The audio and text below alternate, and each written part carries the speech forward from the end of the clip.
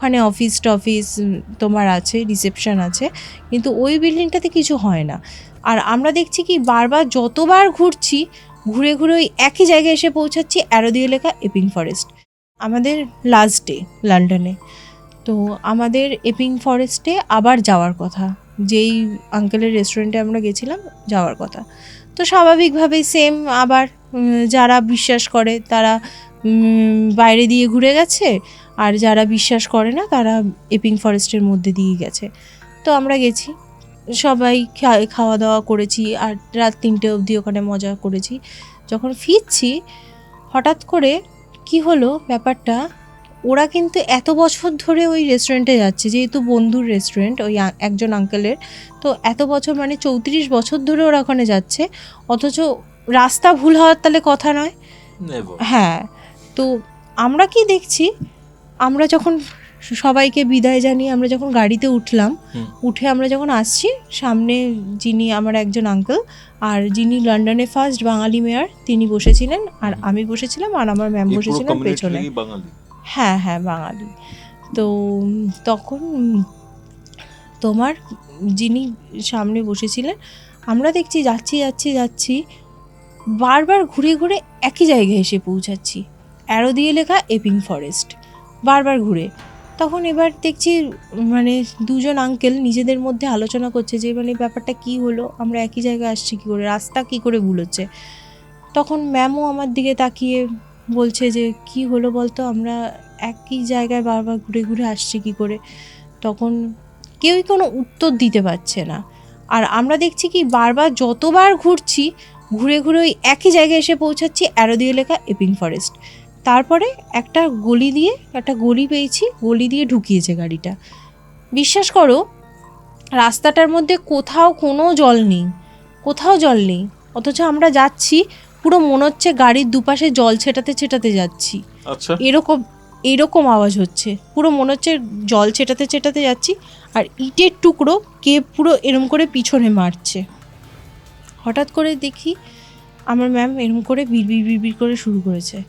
আমি ভাবছি কী হলো, মানে ব্যাপারটা যে ওনার কি কিছু হয়ে গেল নাকি। দেখি আমি তখন বলছি কি হয়েছে, বলছে কিছু না, চুপ কর। আমি বলছি বলো কি হয়েছে, বলছে চুপ কর। চুপ করে দিয়ে এবার আমি তো চুপ করে আছি, কিন্তু কন্টিনিউ ওরকম জল ছিটছে আর ইটের টুকরো পিছনে মারছে। আমি তখন আঙ্কেলকে জিজ্ঞেস করছি কি হয়েছে আমাদেরকে বলো। তখন বলছে ও কিছু না, এরকম হতে থাকে, ওটা কোনো ব্যাপার না, আমরা এক্ষুনি পৌঁছে যাবো, দেখো ওটা তো, ভয় পেও না, চুপ করে বসে থাকো। এবার ভয় পেও না, চুপ করে বসে থাকো সে বলছে, চুপ করে কি বসে থাকা যায়, অবশ্যই ভয় তো লাগবেই। তো তখন আমরা এবার অনেকক্ষণ ঘুরে তারপরে আমরা লন্ডনের রাস্তা খুঁজে পেলাম, আমরা এসে পৌঁছালাম। তখন আমি ম্যামকে জিজ্ঞেস করলাম তুমি কী করছিলে, বললাম আমি হনুমান চালিসা পড়ছিলাম। মানে আমি জানি না হনুমান চালিসা পড়েছে বলেই হয়তো আমরা আজকে ঠিকঠাক রাস্তা পেয়ে ঠিকঠাকভাবে পৌঁছাতে পেরেছি। তো এই ছিল মানে আমার লন্ডনের কাহিনী, এইগুলো আমি এক্সপিরিয়েন্স করেছি প্রথমবার গিয়ে। আর সেকেন্ড টাইম আমি যখন আবার লন্ডনে গেছি, সেটা হচ্ছে 2019-এ, 2 বছর। হ্যাঁ, 2 বছর পর।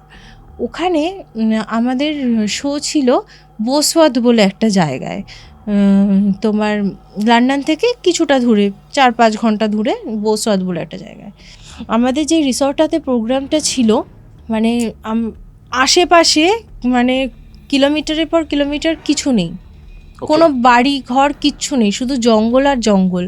আর আমরা যখন রিসর্টটাতে ঢোকার পথেই বাঁ হাতে একটা কবরস্থানের পাশ দিয়ে আমাদের গাড়িটা ঢুকলো, আর দেখলাম আমরা পুরো আগেকার দিনে যেরকম বিল্ডিং হতো, ব্রিটিশ বিল্ডিংগুলো, হ্যাঁ ওরকম টাইপের বিশাল বড় বিল্ডিং আমরা দেখলাম চোখের সামনে। এবার আমরা ঢুকেছি, প্রথমে গিয়ে লাগেজ টাগেজ রেখেছি সামনে, এবার ঢুকে না চারিদিক খুঁজছি, জানো তো, খুঁজে দেখছি আমরা কাউকে দেখতে পাচ্ছি না।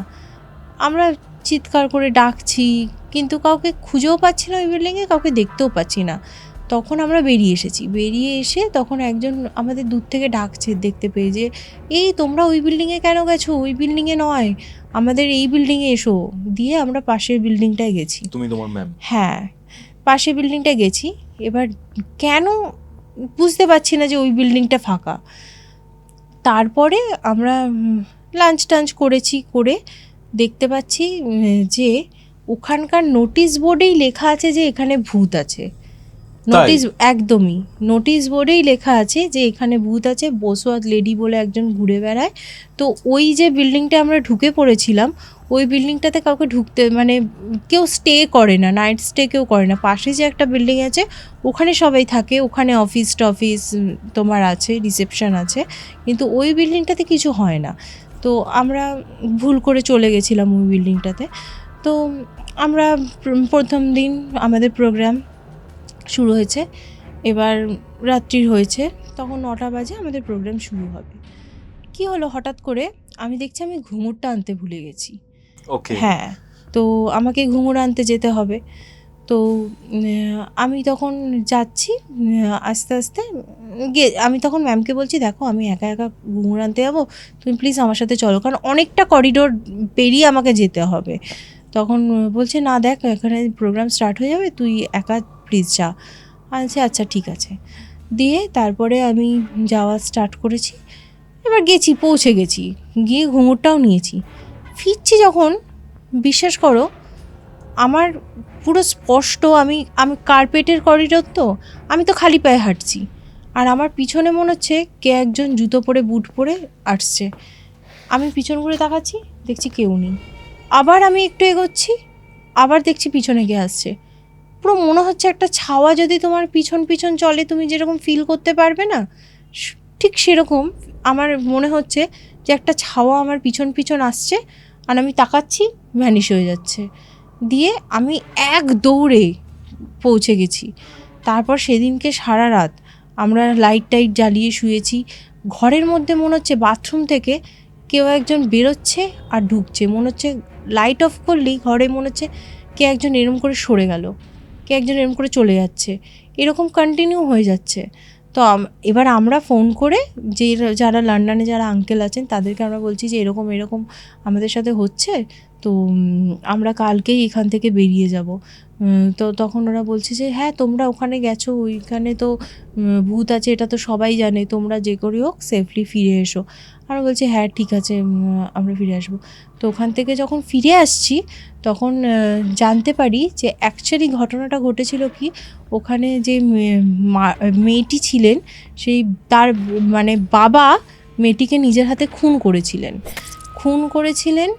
খুন করার পর তার যে রক্তটা, সেটা মানে এতটাই ঠান্ডা ছিল, জমাট বেঁধে একটা পুরো দাগ হয়ে গেছিলো।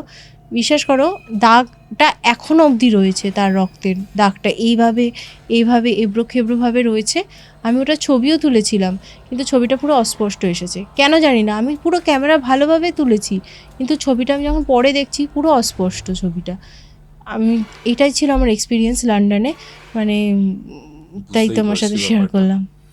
মানে লন্ডনে যাওয়ার পর পর দুবারই তোমার সাথে এরকম কিছু একটা ব্যাপার ঘটেছে। একদমই। দেখো মানে লন্ডনের যে ব্যাপারটা, মানে আমাদের ইন্ডিয়ানদের কাছে তো বিলেত বেসিক্যালি, অ্যান্ড কলকাতা বলো টোটাল ইন্ডিয়া বলো, অনেক emotions, negative emotions as well, সেটা জড়িয়ে আছে ওই দেশের সাথে।